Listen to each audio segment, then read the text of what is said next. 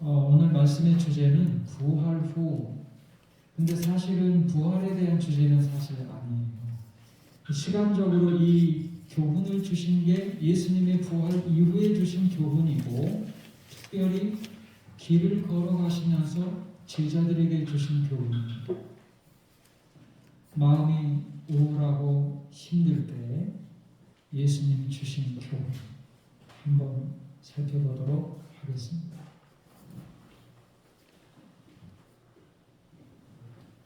다 함께 읽어볼까요? 시작. 저희가 서로 이야기하며 논의할 때에 예수께서 가까이 이르러 저희와 대면하시나 저희의 눈이 가리워져서 그인 줄 알아보지 못하거늘 예수께서 이르시되 너희가 대립하면서 서로 주고받고 하는 이야기가 무엇이냐 하시니 두 사람이 슬픈 빛을 띠고 머물러 사더라. 길 가시면서 낙담하고 우울해 있는 이 제자들에게 교훈 주신 거예요.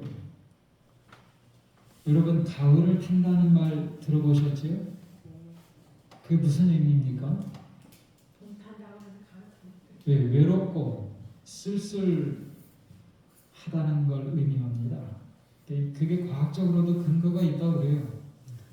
여름에서 겨울로 가는 길목에서 갑자기 햇볕을 쬐이는 시간이 줄어듭니다. 우리 몸 안에서도 호르몬의 변화가 있는데 좀 우울하고 민감해지는 호르몬이 증가하고 마음의 여유와 행복과 관련된 호르몬이 줄어든다고 그래요. 가을에는 햇볕을 많이 쬐이시는 게 좋을 것 같아요. 근데 신앙도 가을을 탈 때가 있습니다. 좀 외로움을 느낄 수 있고 좀 우울함을 느낄 수 있을 때, 그러한 때에 예수님께서 제자들에게 길을 가시면서 주신 교훈입니다. 엠마오로 가는 이 제자들에게 두 사람이 슬픈 빛을 띠고 슬퍼하는 그런 마음으로 엠마오로 가던 두 제자에게 예수님이 동행해 주셨어요. 이름도 거의 알려지지 않은 이 두 제자에게 관심을 가지시고 부활하신 다음에 거의 첫 시간을 이 두 제자와 함께 보내신 예수님을 생각할 때 마음에 좀 용기가 됩니다. 그죠? 다른 이름난 유명한 12제자가 아니라 이름 없는 이 두 제자에게 거의 중요한 첫 번째 시간을 할애해 주셨어요.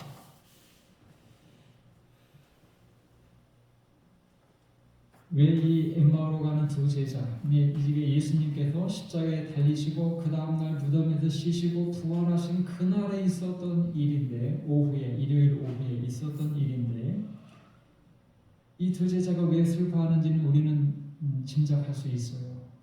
예수님에게 인생의 전부를 걸고 희망을 갖고 예수님을 따라하는데 하루아침에 예수님이 붙잡히시고 고난당하시고 십자가에서 죽으셨어요. 하루아침에 인생의 전부가 희망이 사라진 것입니다. 슬퍼하는 거예요. 예수님이 동행해 주셨어요.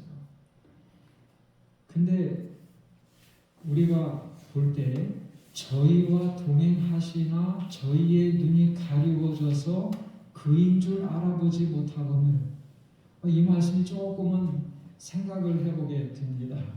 저희의 눈이 가리워졌다는 말이 뭘까요? 예수님인 줄 알아보지 못했다는 말인데 그 이유가 뭘까요?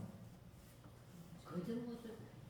예? 그전 모습이 그전 모습이 아닌 예수님께서 평소에 하신 말씀을 기억하지 못했어요. 돌아가셨다는 생각이 그냥 크게 머릿속에 탁 해서 예, 그래요. 지금 말씀들을 다 종합해 보면 그래도 많이 지금 답이 나와서요. 그 전 모습이 아니니까, 예수님의 전의 말씀을 기억하지 못해서, 일단은 너무 사람이 인생의 전부가 사라진 것처럼 마음이 낙심이 되면 다른 것에 관심 자체를 갖지 않습니다. 주변을 살필 겨를이 없어요. 동행하는 사람이 누군지 관심 자체가 없었어요.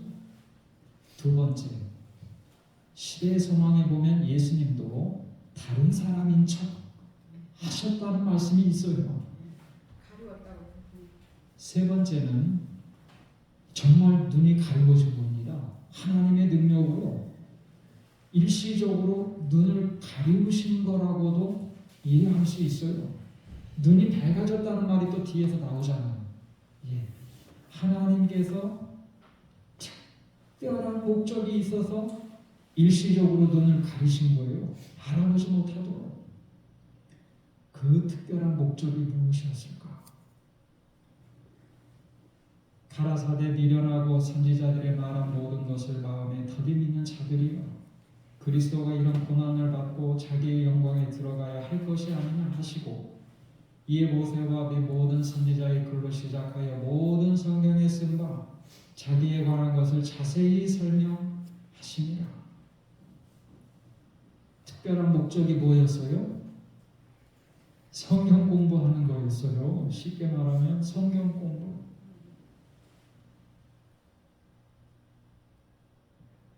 그리스도가 이런 고난을 받고 자기의 영광에 들어가야 할 것이 아니냐. 모세와 모든 선지자의 글로 시작하여 성경에 쓴 바 자기에 관한 것을 자세히 설명. 구약 성경에 예수님의 생애에 대해서 예언된 모든 말씀이 얼마나 그리스도의 생애 가운데에서 성취됐는가를 보여주시면서 자세히 성경 공부해 주신 거예요.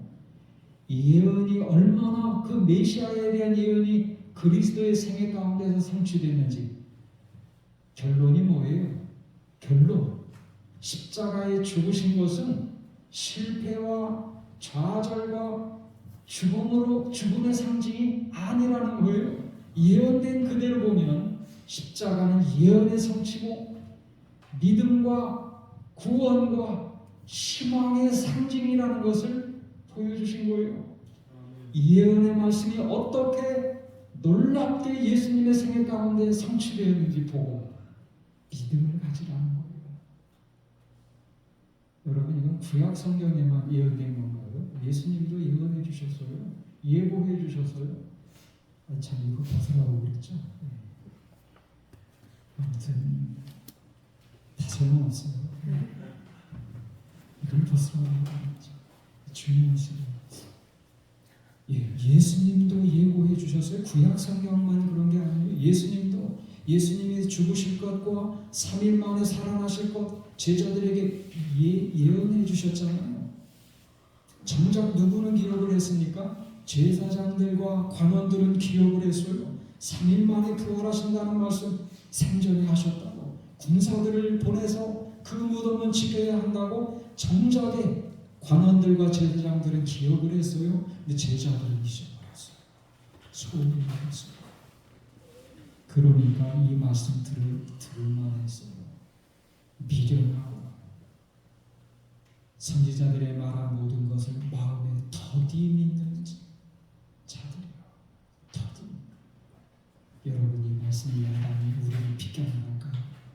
오늘 우리도 더디 믿는 사람들 아닌가? 우리 자신을 돌아봐야 됩니다. 하나님의 예언의 말씀이 하나도 땅에 떨어지지 아니하고 그대로 성취되는 것을 보면서 하나님 말씀은 그대로 이루어진다는 믿음을 우리도 가져야 됩니다. 더디 믿는 사람들 되면 안 됩니다. 예수님의 재림하심과 또 성도들의 부활과 하나님 나라와 영생에 대한 하나님의 약속들은 3000가지 성경 예언들이 하나도 땅에 떨어지지 아니하고 그대로 역사 가운데 성취된 것처럼 그대로 이루어질 것을 믿는 믿음을 우리도 가져야 됩니다. 비련하고 마음에 더디 믿는 사람들 되면 안 됩니다. 그랬더니 제자들 마음이 어떻게 달라졌습니까? 성경을 풀어주실 때에 우리 속에서 마음이 뜨겁지 아니하더냐. 성경 풀어주실 때 이게 하나님께서 눈을 가리신 특별한 목적이었어요. 여러분, 우리 생각에는 성경 공부보다 더 간단한 방법이 있는 것도 같아요. 그게 뭐예요? 기적이에요. 기적을 보면, 천사를 한 번만 보면, 하나님 한 번만 뵈면 하나님을 보면 안 되잖아요. 되면 안 되는데 기적을 보면 더 잘 믿을 것 같고 시간도 금세 하나님을 잘 믿을 수 있을 것 같은데 성경 공부보다 기적이 더 좋은 방법 아닐까요? 그런데 이미 그 시간은 끝났어요. 이스라엘 백성들이 광야에서 그들은 날마다 하나님의 기적을 목격하면서 살았습니다. 그런데 변화됐어요? 하나님을 믿지 못해서 불신하고 불평하고 하나님의 기적 같은 이 체험들을 날마다 가지면서도 달라지지 않았어요. 왜 그래요? 기적에는 함정이 있어요. 그게 뭐예요? 자기의 욕심대로 바라는 대로 기적이 일어나지 않으면 아무리 객관적인 하나님의 기적이 일어나도 믿지 않습니다. 사람의 욕심이 있어요.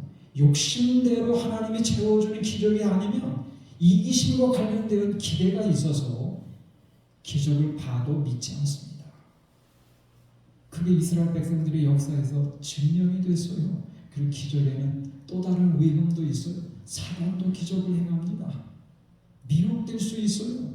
기적에 우리의 믿음을 기초하는 것은 물론 하나님의 기적 같은 그 체험을 하면은 우리의 믿음이 좋아지는 것도 사실이지만 기적 자체 위에 우리의 믿음을 기초하는 것은 함정이 있고 위험하다는 걸 우리가 알아야 됩니다.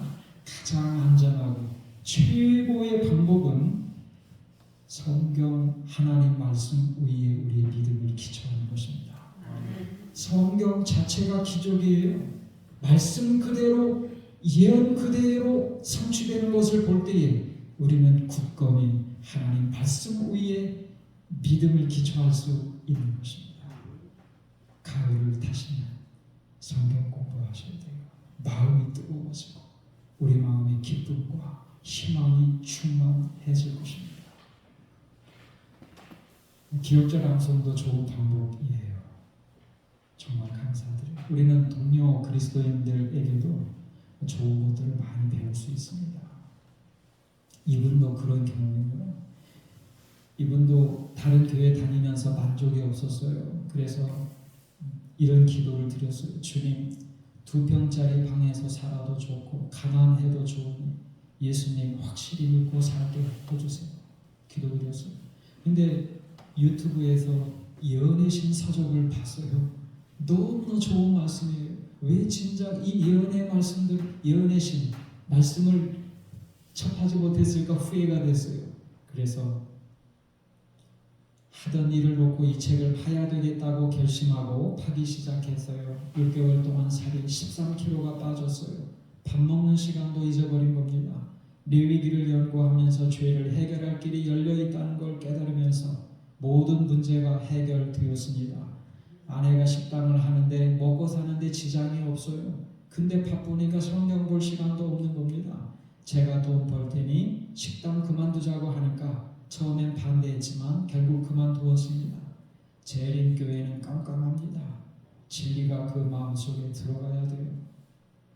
이분이 예언의 말씀을 처음 접한 다음에 6개월 동안 그 말씀이 있는데 밥 먹는 일도 잊어버려서 살이 13kg 빠.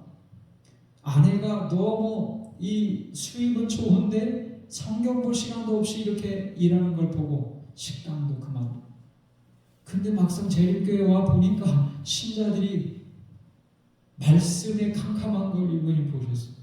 그래서 이제는 말씀을 공부하는 것을 이렇게 가르쳐주는 그런 일을 하시는 선교사 일을 하시는 우리 교회도 오셨었잖아요. 그래서 우리는 동료 그리스도인으로부터 완벽하지는 않아요. 완벽한 성도, 완벽한 목회자, 완벽한 장로 없습니다. 그러나 우리는 좋은 것들을 보면서 배울 수는 있어요. 이분은 성경을 공부하는데 너무나 좋아서 밥 먹는 시간도 잊어버리고 또 성경 볼 시간이 없어서 잘 나가는 식당도 그만두고 그런 일을 하셨어요. 오늘 우리도 다른 방법이 없어요. 기적도 우리가 체험 분명히 할 수 있습니다. 그러나 그것보다 성경 공부하면서 마음이 뜨거워지는 경험, 기쁨과 희망이 충만한 경험 우리 모두가 갖게 되시기를 바랍니다. 아멘. 또 함께 읽어보겠습니다. 시작. 내가 진실로 진실로 내게 이르노니 젊어서는 내가 스스로 띠띠고 원하는 곳으로 다녔거니와 늙어서는 내 발을 벌리리니 남이 내게 띠띠우고 원치 않는 곳으로 데려가리라. 이 말씀을 하시는 베드로가 어떠한 죽음으로 하나님께 영광을 돌릴 것을 가리키시느니라. 이 말씀을 하시고 베드로에게 이르시되 나를 따르라 하시니. 갈릴리 해변에서 베드로와 단둘이 걸으면서 또 주신 교훈입니다. 이때도 베드로도 예수님을 부인한 지 거의 일주일이 됐던 그런 때였기 때문에 마음이 양심의 가책이 있었고 또 낙심했던 그런 시기였습니다. 그럴 때 주신 예수님의 교훈, 이 말씀은 내가 나를 사랑하느냐라는 말씀 바로 이어서 주신 말씀이긴 하지만 시대의 소망을 잘 보시면 제자들 앞에서 공개적으로 베드로의 장례를 공개하신 것이 아니라 사실은 단둘이 베드로만 불러서 베드로의 장례를 공개하신 것입니다. 베드로와 단둘이 걸으실 때 베드로의 장례를 공개해 주셨어요. 그게 뭐예요? 젊어서도 하나님께 아주 신실하게 쓰임을 받겠고 늙어서 죽기까지 죽음까지도 충성스럽게 하나님을 위하여 살 거라고, 평생을 하나님을 위하여 살 거라고 장례를 공개해 주셨어요. 이거 뭐예요? 이젠 더 이상 하나님 부인하지 않고 배반하지 않고 젊어서도 쓰임받고 늙어서 죽을 때까지 하나님을 위하여 충성스럽게 쓰임받겠다는 이 장례가 공개됐을 때 너무나 과분한 영광으로 받아들였어요. 감사드렸어요. 삶의 의미와 또 용기를 회복하는 그런 경험이 되었을 것입니다. 그런데 저희도 그런 생각 하잖아요. 내가 내 평생 믿음 잘 지키면 얼마나 좋을까. 숙제예요. 그죠? 우리가 먼저 잠기신 분들이 생각을 하면 하나의 숙제를 받는 느낌이 있습니다. 나도 믿음 잘 지키면서 살면서 우리의 의미 있는 일이 무엇이겠어요?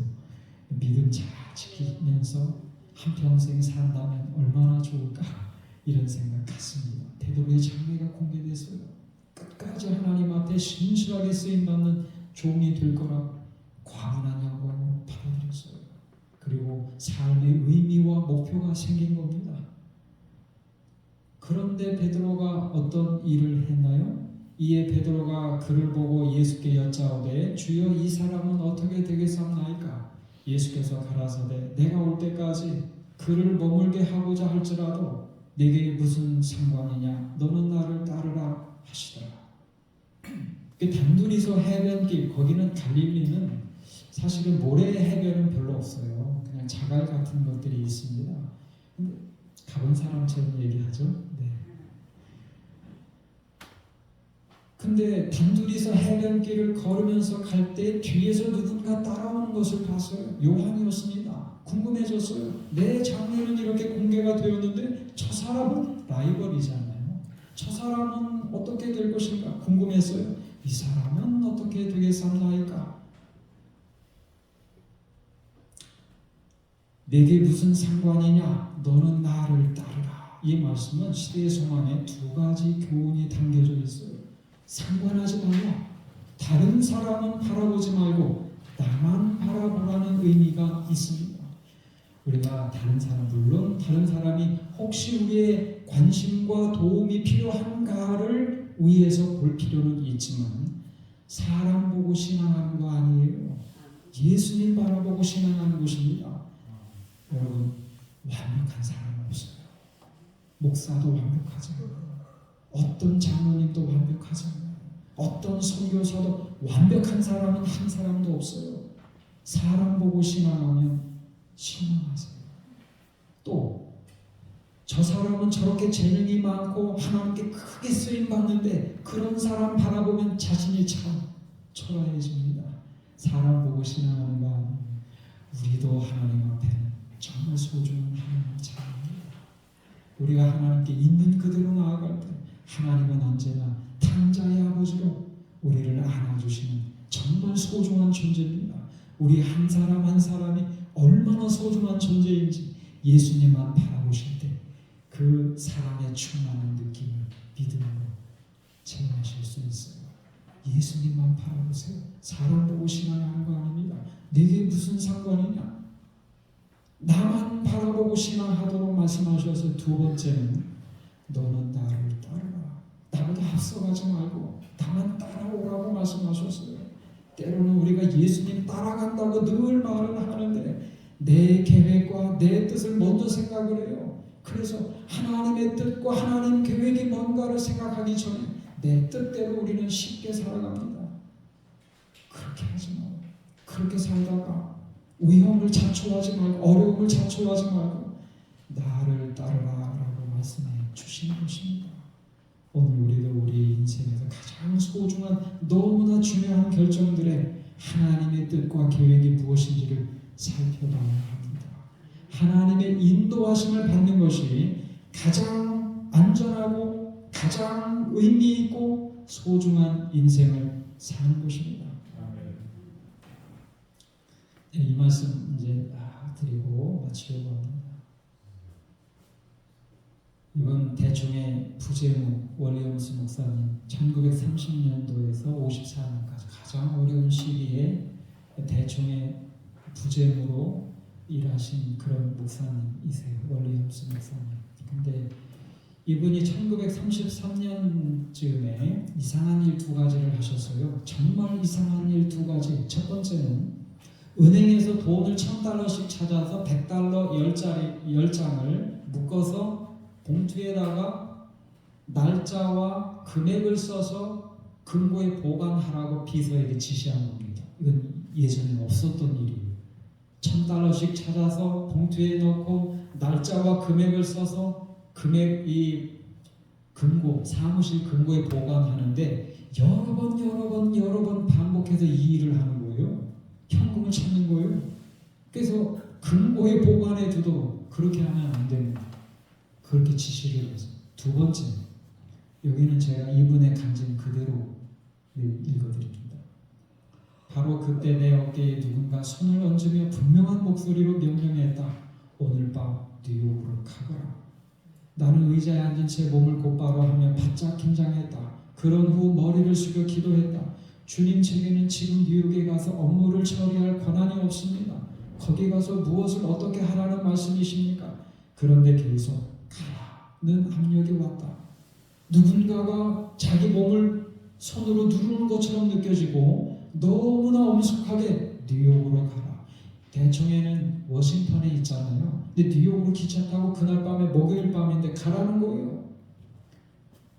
가서 어떤 일을 했는지 그날 아침 시간이 흐르면서 해답이 명확하게 왔다. 뉴욕으로 갔어요. 미국에서는 밤에 여행하는 거 위험하잖아요. 근데 그 다음날 아침에 뉴욕에 도착을 했어요. 해답이 명확하게 왔다. 거래하는 두 은행에 가서 각 지회에 선교 자금을 보내라. 나는 그 일을 하기에는 아직 날짜가 너무 이르지 않느냐고 주님께 이유를 물었다. 그러나 다른 방법이 없는 것 같이 느껴졌다. 은행에 가서 볼 일을 볼 때 일입니다. 내가 그에게 선교 자금을 예정대로 일정 지역에 보내겠다고 하면서 나는 이제껏 보내던 금액의 3배를 각 수취인에게 보내주시면 고맙겠습니다 라고 말하는 나 자신을 발견했다. 은행에 가서 직원에게 부탁을 하는데 여기 목록대로 예전에 하던 대로 선교 자금을 보내주는데 3배로 보내달라고 부탁을 했어요. 그것도 나도 모르게 그런 말이 나온 겁니다. 여기 그렇게 쓰여있잖아요. 그 다음 이제 그날 금요일에 워싱턴에서 볼일 보고 오후에 다시 뉴욕에서 워싱턴으로 돌아왔죠. 그 다음 날이 안식일입니다. 안식일 아침에 눈을 다 떴어요. 1933년 3월 4일 미국의 루즈벨트 대통령이 취임하는 그날 대공황 때문에 미국의 은행들이 문이 그날 닫혔어요. 은행 업무를 마비된 거예요. 근데 어느 정도로 어느 때까지 이렇게 마비가 되는가 하면 3개월 동안 미국의 전체 은행 문이 닫혀진 3개월. 근데 얼마 보냈어요? 3배. 3개월치를 이미 전 세계 선교지 보낸 것입니다. 근데 문제가 하나 또 있었어요. 그러면 세계 선교회는 차질이 없는데 미국 북미 지회의 교직원 직원들은 어떻게 월급을 줄 것입니까? 금고에 보관해둔 현금, 은행에서 수시로 이 인출해서 모아둔 현금으로 해결을 했는데 3개월치 급여가 딱 된 금액이었어요. 하나님의 인도하심은 너무나 정확하고 확실한 것입니다. 우리가 겸손하게 하나님의 인도하심을 구할 때 하나님의 인도하심을 따르는 것이 가장 안전하게, 가장 의미 있게, 가장 성공적으로 우리의 인생을 보내는 것입니다. 낙심한 제자들에게 길을 가시면서 예수님이 교훈을 주셨어요. 성경을 읽고 암송하면서 마음이 뜨거워져 말씀이 우리 안에 들어가면 우리의 품성을 변화시키고 생활을 변화시키는 능력이 되는 것을 경험하게 됩니다. 그리고 예수님만 바라보고 예수님을 따라가는 삶이 가장 의미 있고 성공적인 그런 길이 되는 것입니다. 오늘 우리도 이 교훈의 말씀대로 살아가시는 성도님 되시기를 바라면서 마치겠습니다.